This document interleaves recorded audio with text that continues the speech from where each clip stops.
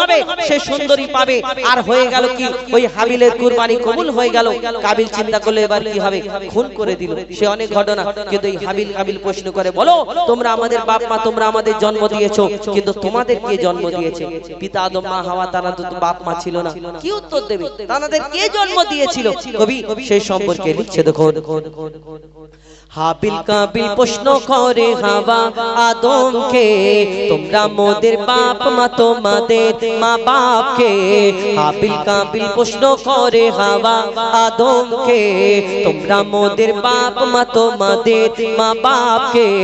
বলো গো মোদের, বলো কি তাদের নাম ছিল? বলো গো মোদের, বলো কি তাদের নাম ছিল? মোদের দাদা দাদি নানা নানি আছে কোথায়? প্রশ্ন শুনে আদম হাওয়া হলো অবাক গো। হাবিল কাবিলকে তারা কি দেবে জবাব গো? দুজনে আল্লাহ বলে সিজদাতে যায় চলে, দুজনে আল্লাহ বলে সিজদাতে যায় চলে। বলে মাসুম ছেলে মোদের কাছে কি জানতে চায়?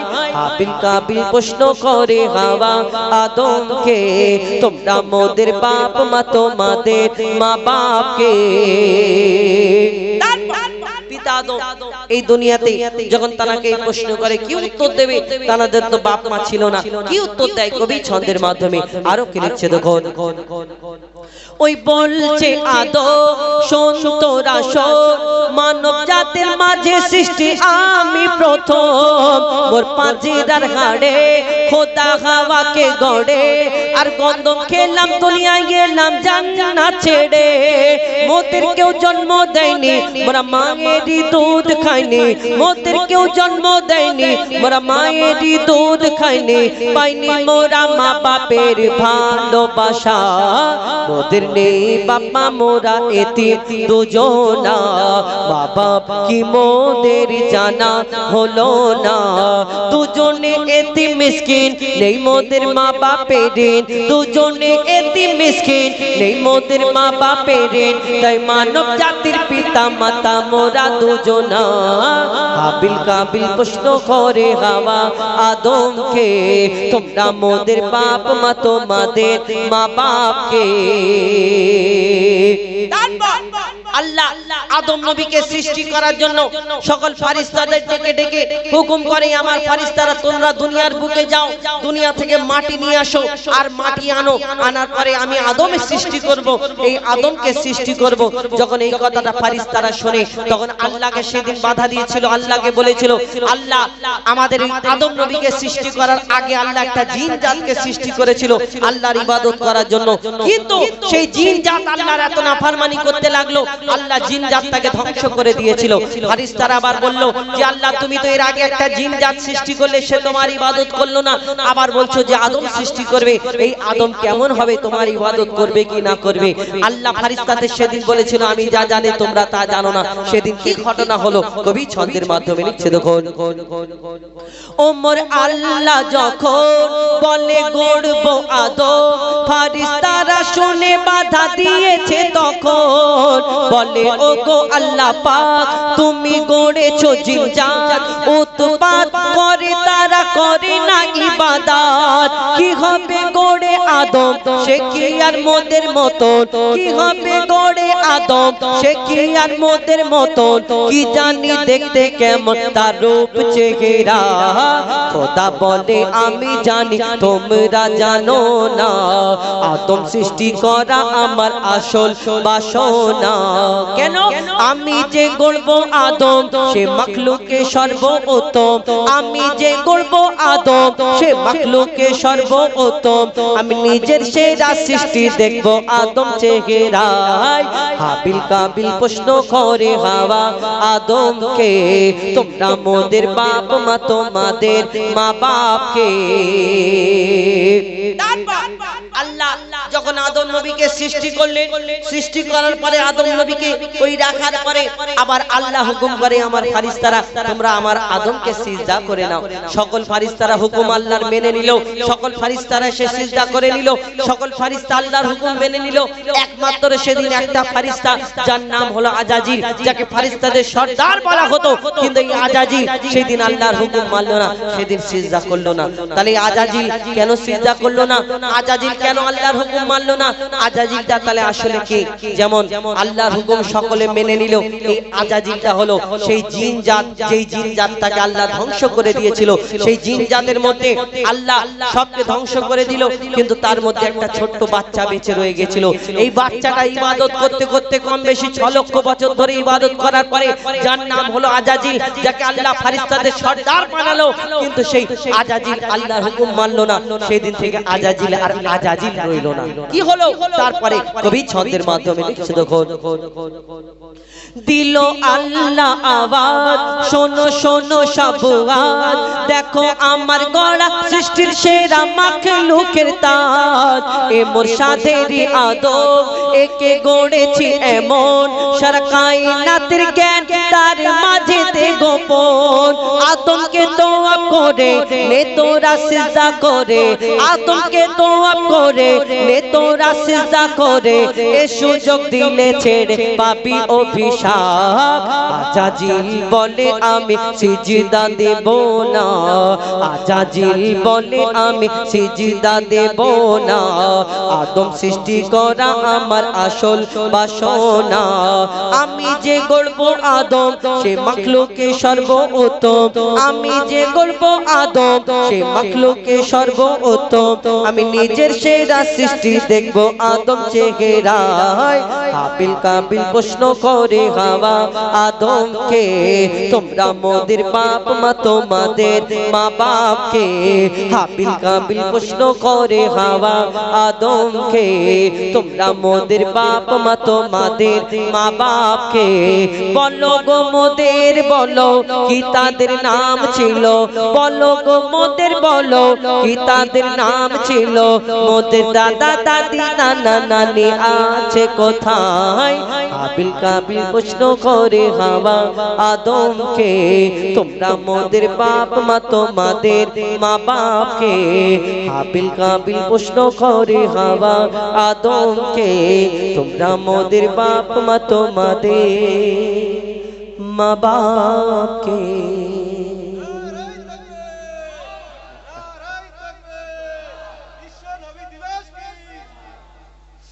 যাই হোক, আমি মনে হয় আপনাদের একটু ঠিক আছে, ভালো লাগছে নাকি? হ্যাঁ কিছু বলছেন নাকি? শুধু হাসছেন, যে বলছি ভালো লাগছে, হাসলে মানে হাসি মনে করবে ভালো লাগছে নাকি? হাসছে মানে ভালো লাগছে, কি বলবে? ঠিক আছে নাকি? ঠিক আছে, ভালো লাগলেই হবে। তো এখন আরো একটা ঘটনামূলক, যেহেতু আপনারা আমার ভাই একটি গজল ফরমাইশ করেছেন, নারীর কেন জুম্মার নামাজ নেই? আমরা মসজিদে পুরুষ বেটা ছেলে নামাজ পড়তে যাই, কিন্তু আমাদের মহিলারা আমাদের নারীরা এই মসজিদে জুম্মার নামাজ পড়তে যায় না কেন? আমার নবীকে একদিন প্রশ্ন করে একজন মহিলা, তো সেই ঘটনা ইনশাআল্লাহ তুলে ধরবো, আমার ভাই ফরমাইশ করেছেন। কিন্তু তার আগে এখন সেই ইব্রাহিম নবী, ইব্রাহিম আলাইহিস সালাম যে কুরবানি, সেই কুরবানির ঘটনাটা আপনাদের সম্মুখে কেন এখন হলো সিজন হিসাবে সেই সময়টা সেইটা ভালো লাগে বেশি। এখন আমের সিজনে আম ভালো লাগে প্রত্যেক ঘরে ঘরে, কিন্তু এখন সারা বছর আম পাওয়া যায়, কিন্তু এই আমের সিজনে আমটা খেতে খুব ভালো লাগে, সবাই কেনে কেন? সিজনের একটা ফল, সিজনের সবজি। তো সেইরূপ এখন ধরুন কুরবানির সিজন, এখন কুরবানির সময়, সবে কালকে কুরবানি হয়েছে, আপনাদের এইদিকে কুরবানি অনেকজনা করে অনেকজনা করে না, আল্লাহ যার ক্ষমতা দিয়েছে সে করে। কিন্তু এই কুরবানি আবার এক একজনা এক এক রকম চিন্তা ভাবনা, এক একজনের এক এক রকম নিয়ে। কেউ কুরবানি গরু কিনতে যায়, যে কটা হয়, যে ক টাকা হয় হোক, সেই পশুটা যদি সুন্দর হয় না ঠিক আছে, যা 5000 বেশি যাচ্ছে যাক। আবার অনেকজনা ভালো করে ঘুরে ঘুরে দেখে এই 50,000 টাকার গরু, কিন্তু 50,000 টাকার মোষ বা জাপ কুরবানি করে, এটা কমন গোশ হবে রে কচি, জিজ্ঞেস করে। তাহলে যদি এত টাকা হয়, 230 টাকা 240 টাকা বা 250 টাকা গোশের কেজি, এক মন কত হচ্ছে? এত হচ্ছে, হিসাব করে। কুরবানি এক একজন এক এক রকম, আপনাদের এদিকে কেমন জানি না। আমাদের এদিকে অনেকজন আবার কি করে, কুরবানি করে কুরবানির পশুর রং দেখে, কালো যদি গরু কেউ দেয়, আবার মুখটা ছোট, কালো গরু, কালো গরু না, কালো গরু কি জবাই করা যায়? কালো গরুর গোশত কি অন্যরকম হয় না? কালো গরু আল্লাহ বলেছে যে, আল্লাহ কিতাবে আল্লাহ বলেছে যে ওই কালো গরু জবাই করবে না। আবার কেউ আবার দেখে যে ছেলে গরু মেয়ে গরু, অনেক জায়গায় অনেক রকম নিয়ম। আমাদের ওইদিকে মানে সে কি নিয়ম, মাথা খারাপ। আপনার টাকা থাক আর না থাক, কুরবানি করার জন্য আপনার আল্লাহ যখন ক্ষমতা দেবে তখন আপনি দেবেন, কিন্তু কুরবানি যদি না করেন তখন অনেক কথা, অনেকজন অনেক কথা বলে। আবার কেউ যদি বড় বড় গরু দেয় তখন বলে ফোটানি দেখাচ্ছে, কিন্তু নিজের টাকা আছে সে দেয় না। কুরবানি অনেক নিয়ম আছে, কিন্তু আসল কুরবানি কি? আসল কুরবানি যে ইব্রাহিম আলাইহিস সালাম কুরবানি করেছিল, কি ঘটনা আমাদের অনেকজনের জানা, অনেকজনের জানা নেই। তো সেই ঘটনা কবি ছন্দের মাধ্যমে অতি মূল্যবান কথাই লিখছে। দেখুন, ইব্রাহিম কে আল্লাহ তাআলা ফেলে পরীক্ষায়, ইব্রাহিম কে আল্লাহ তাআলা ফেলে পরীক্ষায়, আমার নামে কুরবানি দাও স্বপ্নেতে দেখায়, স্বপ্নেতে দেখায়। স্বপ্ন দেখা আল্লাহ যখন ইব্রাহিম নবীকে স্বপ্নেতে বলে যে কুরবানি করো, তিনি উট কুরবানি করলেন, উট কুরবান করলেন। কিন্তু একটা কথা ভাববেন, ইব্রাহিম নবী উটকে জবাই করেছিল, কিন্তু উটকে জবাই করার জন্য আল্লাহ কি বলেছিল যে জবাই করো না? এই হাবিল কাবিল প্রথমে তারা কুরবানি করেছিল। এই কুরবানি উট জবাই করতে হবে কে বলেছিল? আল্লাহ কোন জায়গায় বলে দিয়েছে? না, কুরবানি করে ইব্রাহিম আলাইহিস সালাম যখন কুরবানি করে, সেই স্বপ্ন দেখায় প্রথম উট কুরবানি করে। আল্লাহ বলল না, হয়নি, আবার কুরবানি করতে হবে, কুরবানি করতে হবে। তখন তিনি আবার কিছু কুরবান করলেন, যখন হলো না আবার স্বপ্নেতে দেখালেন, তখন তিনি কি করলেন? কবি ছন্দের মাধ্যমে লিখছে। দেখুন, ইব্রাহিম কে আল্লাহ তাআলা ফেলে পরীক্ষায়, আমার নামে কুরবানি দাও স্বপ্নেতে দেখায়, স্বপ্নেতে দেখায়। সকাল বেলায় ছুরি চালায় ওটের গলায়, এই কুরবানিতে আল্লাহ তাআলা খুশি নাহি হয়, খুশি নাহি হয়।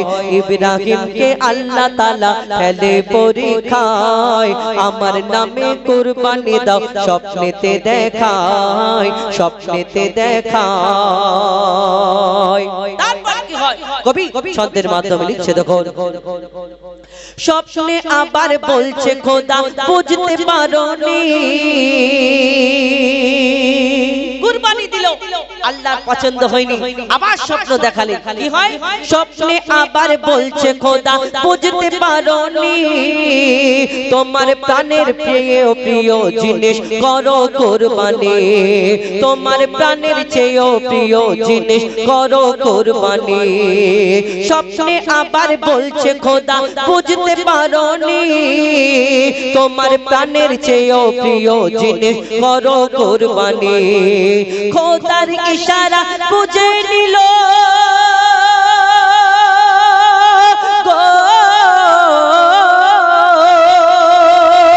খোদার ইশারা বুঝে নিল ইব্রাহিম খলিল, খোদার ইশারা বুঝে নিল ইব্রাহিম খলিল। আমার প্রাণের চেয়েও প্রিয় আমার প্রিয় ইসমাইল, আমার প্রাণের চেয়েও প্রিয় আমার ছেলে ইসমাইল। ইব্রাহিম নবী গভীর চিন্তায় পড়ে যায়, কি করে কুরবানি দেব স্বপ্নেতে দেখা, কি করে কুরবানি দেব বুদ্ধি সে খাটায়, বুদ্ধি সে খাটায়। ইব্রাহিম নবী আল্লাহর হুকুম, আল্লাহর ইচ্ছা, আল্লাহর ইশারা বুঝে নিল। আমার প্রাণের প্রিয় শেষে আমার ইসমাইল, আমার সন্তান, বহুদিন পরে একটা সন্তান হয়েছে আমার ইসমাইল। সেই ইসমাইল নবীকে কুরবানি যখন আল্লাহর হুকুম হলো, তখন ইব্রাহিম আলাইহিস সালাম চিন্তা করে আমার সন্তানকে কেমন করে কুরবানি দেব, বুদ্ধি খাটায় কেমন করে আমার স্ত্রীকে বলবো, কি ঘটনা হয়। তারপরে কবি ছন্দের মাধ্যমে লিখছে। দেখুন, ইব্রাহিম নবী ছুটে গেল মা হাজেরার কাছে, ইব্রাহিম নবী ছুটে গেল মা হাজেরার কাছে। ইসমাইলকে সাজিয়ে দাও খোদার দাওয়াত আছে, তোমার ইসমাইলকে সাজিয়ে দাও খোদার দাওয়াত আছে।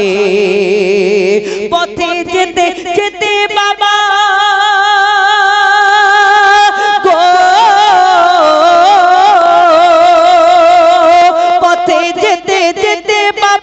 ইসমাইলকে কয়, পথে যেতে যেতে বাবা ইসমাইলকে কয়, খোদার আদেশে ছুরি চালাবো তোমারই গলায়, বাবা তোমারই গলায়। এই কথা শুনে, এই কথা বলে ইব্রাহিম নবী কেঁদে ফেলে দেয়। ইসমাইল বলে শহীদ হব খোদার ইশারায়, খোদার ইশারায়। ইসমাইল নবী ছোট্ট ইসমাইল নবী, তখন ইব্রাহিম নবীর যখন চোখে পানি এসে যায়, বাবা চিন্তা করো না, এটা আল্লাহর ইচ্ছা, এটা আল্লাহর ইচ্ছা। আল্লাহ আমাকে পছন্দ করেছে, আল্লাহ আমাদের কবুল করবে, আল্লাহ আমাদের পছন্দ করেছে। ইসমাইল নবী যখন এই কথা বলে, ইব্রাহিম নবী ইসমাইল নবী আস্তে আস্তে সেইখানে চলে যায় যেই জায়গায় কুরবানি করা হবে। ইসমাইলকে শুইয়ে দেওয়া হলো, ইসমাইল আলাইহিস সালামকে শুইয়ে দেওয়া হলো, কুরবানি করবে। কি ঘটনা হয় তখন ইসমাইল নবী চিন্তা করছে, যদি আমার আব্বার কষ্ট হয়, আমার আব্বার কষ্ট হয়। ইসমাইল আলাইহিস সালাম বলে, আব্বা আপনি আপনার চোখে পটি বেঁধে নেন। কেন? যদি আপনি ওই তাকিয়ে আমার দিকে তাকিয়ে যদি না ছুরি চলে, তাহলে ভাবুন একটা সন্তান তার বাপ তার গলায় ছুরি চালাবে, আর সেই সন্তান তানাদের আল্লাহ কেমন ভাবে ধননির বুকে পাঠিয়েছে। আজকে আমরা কুরবানি করি, এই কুরবানিটাকে তামাশা বানিয়ে দিয়েছি, এই কুরবানিটা মজা ছেলে খেলা করি। এই আমরা কুরবানির পশু কিনতে যাই, ওই দেখবেন লুঙ্গি উপরে উঠে যাচ্ছে, আরেকটু হলে পরে পুরো উঠে যাবে, বিড়ি টানতে টানতে চাচা দড়ি ধরে, হ্যাঁ কত নিল। কিন্তু এই কুরবানি কি ঘটনা ঘটেছিল যদি আমরা একবার চিন্তা করি, কবি ছন্দের মাধ্যমে আরো কি লিখছে দেখুন। ইসমাইল বলে ও আব্বা জান চিন্তা করো না, ইসমাইল বলে ও আব্বা জান দুঃখ করো না, আমার মতো নসিবকে আর পাবে বলো না, ওগো আমার মতো নসিবকে আর পাবে বলো না।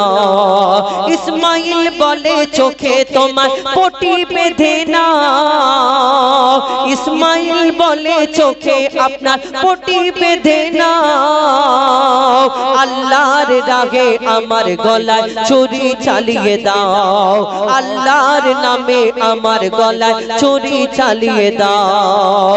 চোখে পটি বেঁধে যখন চোখে পটি বেঁধে ছুরি চালায়, চোখে পটি বেঁধে ছুরি চালায়, পাথর হলো দিল, ভাবে আল্লাহর রাগে কুরবানি হয়েছে ইসমাইল।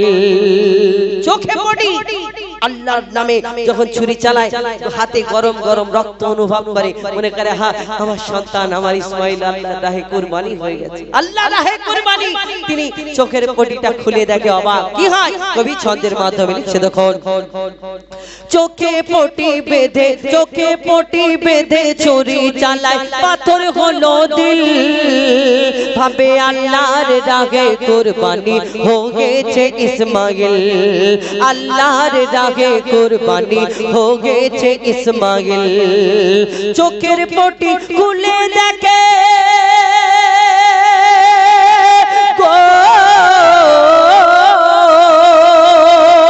চোখের পটি খুলে দেখে দাঁড়িয়ে ইসমাইল, চোখের পটি খুলে দেখে দাঁড়িয়ে ইসমাইল, চোখের পটি খুলে দেখে দাঁড়িয়ে ইসমাইল। জান্নাত হতে দোম্বা পাঠায় রব্বুল আলামিন, আমার রব্বুল আলামিন, আমার রব্বুল আলামিন। ইব্রাহিম নবী ইব্রাহিম নবী পাশ করেছে খোদার পরীক্ষায় ইসমাইলকে সরিয়ে সেথা তোমরা রাখা হয় তোমরা রাখা হয় তোমরা রাখা হয় ইসমাইল ইব্রাহিমকে আল্লাহ তাআলা ফেলে পরীক্ষায় আমার নামে কুরবানি দাও স্বপ্নেতে দেখায় স্বপ্নেতে দেখায়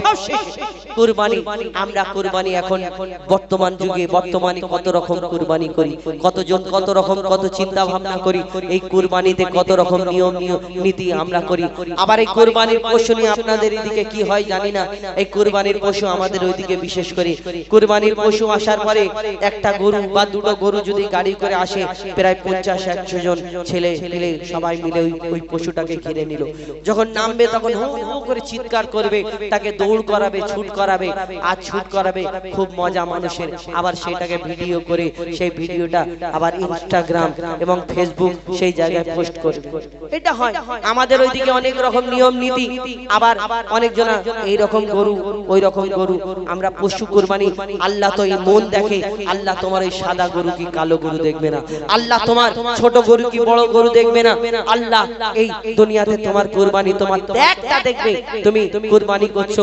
আল্লাহর রাস্তায় আল্লাহকে খুশি করার জন্য কি অন্য কিছু লোক দেখানোর জন্য যদি কুরবানি করো আল্লাহ তোমার ওই কুরবানি কবুল করবে না অনেকজন আবার আমার ঘরের মা বোনেরা আছে যদি একটু গোশ কম হয়ে যায় তখন মনে করে কুরবানি দিলে এই 5 মনের গরু একটা বা 5 মনের মহিষ 5 মনের একটা যদি এত বড় কুরবানি করলে আর আমার ঘরে এই একটুখানি গোশ অনেকজন চিন্তা করে মনে করে গোশে এত একটুখানি গোশ মন ছোট হয়ে যায় কে মন ছোট করবেন না আপনার গোশের জন্য আপনি কুরবানি করেছেন না কবি ছন্দের মাধ্যমে শেষ কথায় আর কি লিখছে দেখুন লোক দেখানো কুরবানিতে করো না গো ভুল লোক দেখানো কুরবানিতে জাগবে না রে জোশ আর লক্ষ টাকার গরু কিনে হাড়ি বোঝায় গোশ ওই লক্ষ টাকার গরু কিনে হাড়ি বোঝায় গোশ রেশারেশি কুরবানিতে করো না গো ভুল তুমি রেশারেশি কুরবানিতে করো না গো ভুল আল্লাহর দারে এক বিন্দু হবে না কবুল আল্লাহর দারে এক বিন্দু হবে না কবুল আল্লাহর দারে এক বিন্দু হবে না কবুল পশুর বদলে আজকে যদি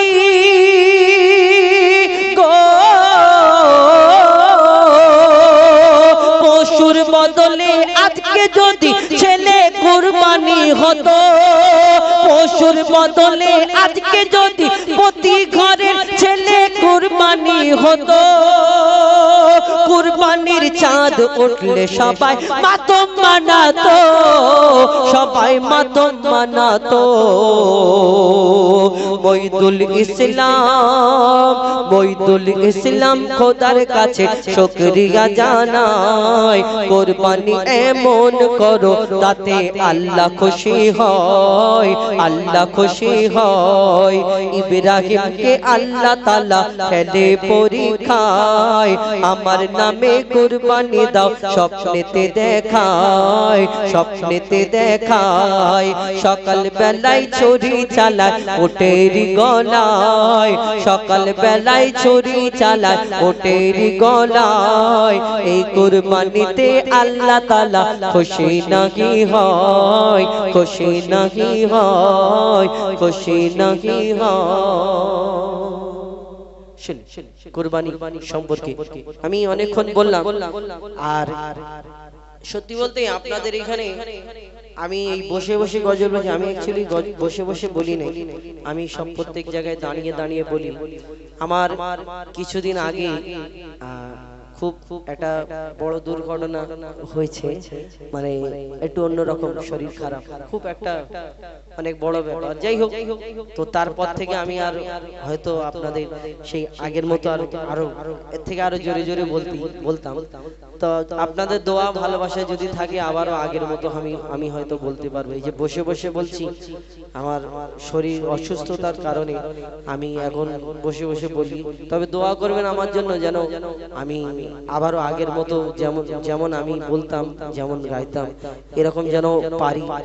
আর এখন আমাদের পরবর্তী শিল্পী, এদের কণ্ঠ থেকে একটা শুনুন ডুয়েট কণ্ঠে। তারপরে ইনশাল্লাহ আমি আমার ভাই যে গজল বলেছেন জুম্মার নামাজ সম্পর্কে, এবং আরো দুটো একটা ঘটনামূলক গজল বলবো। কেন একটা না, এটা সুরের ব্যাপার, আমাদের তো কোনো মিউজিক নেই, বা জলসা যদি হয় যে বক্তব্য, তো এই সুরের ব্যাপার তো অনেক কষ্টের ব্যাপার। তো পরবর্তী শিল্পী এদের কণ্ঠ থেকে একটা দুটো গজল শুনুন, তারপরে ইনশাল্লাহ আমি আবার আসবো, কিছু গজল বলবো। তারপরে আমাদের জনাব সাইফুল্লাহ সাহেব তিনি আসবেন, আপনাদের সম্মুখে কোরআন হাদিস মোতাবেক কিছু শিক্ষামূলক কথা বক্তব্যের মাধ্যমে তুলে ধরবেন। এখন শুনতে থাকুন ডুয়েট কণ্ঠে এমডি আজহারউদ্দিন এবং ইমরান ফারহাদ, তাদের কণ্ঠ থেকে শুনুন।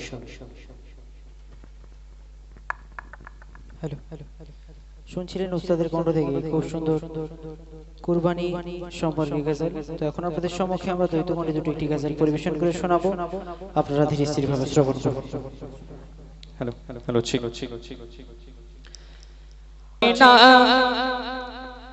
আসল নকল হারাম হালাল যারা বোঝে না, ও ভাই যারা বোঝে না, কঠিন কবরে তারা ও ভাই রেহাই পাবে না, ও ভাই রেহাই পাবে না। আসল নকল হারাম হালাল যারা বোঝে না, ও ভাই যারা বোঝে না, কঠিন কবরে তারা ও ভাই রেহাই পাবে না, ও ভাই রেহাই পাবে না। আসল নকল হারাম হালাল যারা বোঝে না, ও ভাই যারা বোঝে না, কঠিন কবরে তারা ও ভাই রেহাই পাবে না, ও ভাই রেহাই পাবে না।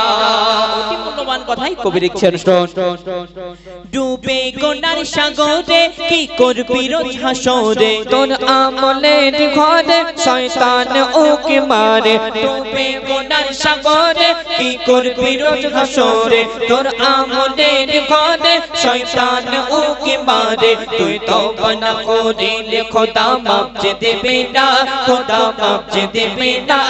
কঠিন কবরে তারা ও ভাই রেহাই পাবে না, ও ভাই রেহাই পাবে না।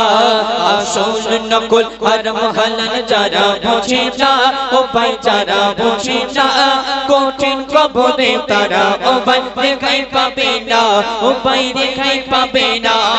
আমরা দুনিয়াতে যাদের জন্য গুনাহ করি, পাপ করি, তারা কিন্তু কবরের সওয়ালের জবাব দিতে পারবে না। অতি মূল্যবান কথাই কবি লিখছেন, পাপ করলি যাদের তরে কেউ আসবে না কবরে, সাক্ষী দেবে না কেউ কাঁচা মাটির ঘরে। পাপ করলি যাদের তরে কেউ আসবে না কবরে, সাক্ষী দেবে না কেউ কাঁচা মাটির ঘরে।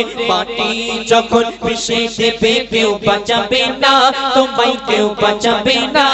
কঠিন কবরে তারা ও ভাই রেহাই পাবে না, ও ভাই রেহাই পাবে না।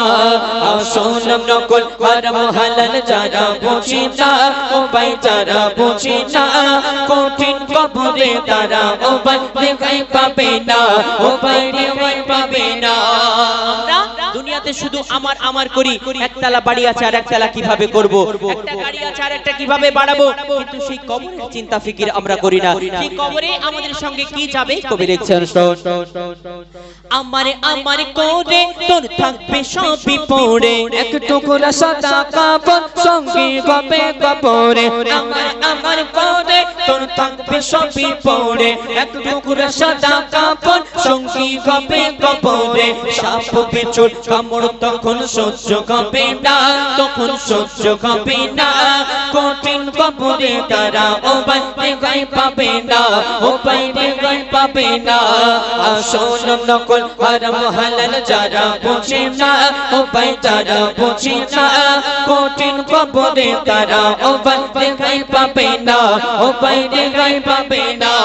থাকবি কবরে একা, কেউ করবে না আর দেখা, শান্তি যদি পেতে চাও ঈমান করো গো পাকা। থাকবি কবরে একা, কেউ করবে না আর দেখা, শান্তি যদি পেতে চাও ঈমান করো গো পাকা। মুনকার নেকিরের হাত থেকে কেউ ছাড়া পাবে না, কেউ ছাড়া পাবে না কঠিন কবরে তারা উপায় দেখাই পাবে না উপায় দেখাই পাবে না আসল নকল হারাম হালাল যারা বোঝে না উপায় যারা বোঝে না কঠিন কবরে তারা উপায় দেখাই পাবে না উপায় দেখাই পাবে না শেষ কথার মাধ্যমে কবি মনে আর্যতামান না কবি লিখছেন শুনুন আমরা চাইলে জাহান্নামের আগুন থেকে বাঁচতে পারি কিন্তু যদি সারা জীবন তপস্যা করি মৃত্যু থেকে আমরা কোনোদিন বাঁচতে পারবো না শেষ কথার মাধ্যমে কবি লিখছেন শুনুন বিশ্বাস করি নবীকে বিশ্বাস করি খোদাকে বিশ্বাস করিনি আমি বিশ্বাস করব তোমাকে বিশ্বাস করি নবীকে বিশ্বাস করি খোদাকে বিশ্বাস করিনি আমি বিশ্বাস করব তোমাকে কখনো আমায় ফাঁকি দেবে বলে যাবে না আমায় বলে যাবে না মইদুল ইসলাম তাড়াতাড়ি তওবা করো না তুমি তওবা করো না আসল নকল হারাম হালাল যারা বোঝে না ও ভাই যারা বোঝে না কঠিন কবরে তারা ও ভাই রেহাই পাবে না ও ভাই রেহাই পাবে না ভাই রেহাই পাবে না ও ভাই রেহাই পাবে না শুনলেন একটি শিক্ষণীয় কালাম। তো এখন আপনাদের সম্মুখে আরেকটি শিক্ষামূলক গজল পরিবেশন করে শোনাবো পর্দা সম্পর্কে। আল্লাহ পাক যেমন বান্দাবান্দির উপরে 5 ওয়াক্তের নামাজ ফরজ করেছেন তেমনি পর্দাকেও ফরজ করেছেন সেদিকে লক্ষ্য রেখে একটি শিক্ষামূলক গজল পরিবেশন করে শোনাবো আপনারা ধীরে শ্রবণ করুন। ও গো ও রমণী চলো কেন এমনি অত সুন্দর কথা কবি পর্দা সম্পর্কে কি মিসাল দিচ্ছে দেখুন।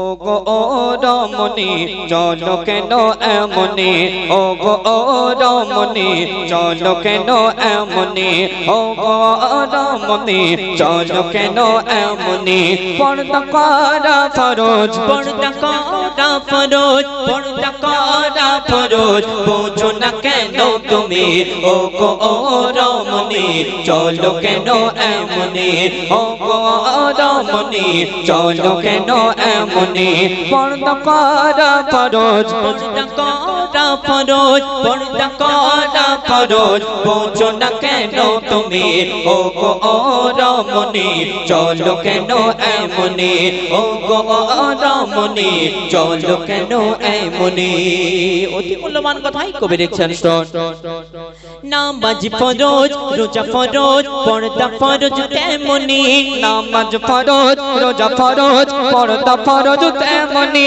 পর্দা ছাড়া চলা হারাম পর্দা ছাড়া চলা হারাম এই যে কোরআনের পানে ও গো ও রমণী চলো কেন এমনি ও গো ও রমণী চলো কেন এমনি পর্দা করা ফরজ পর্দা করা ফরজ পর্দা করা ফরজ বুঝো না কেন তুমি ও গো ও রমণী চলো কেন এমনি ও গো ও রমণী চলো কেন এমনি তারপর কবি অত সুন্দর কথা কারো কি মিসাল দিচ্ছে দেখুন।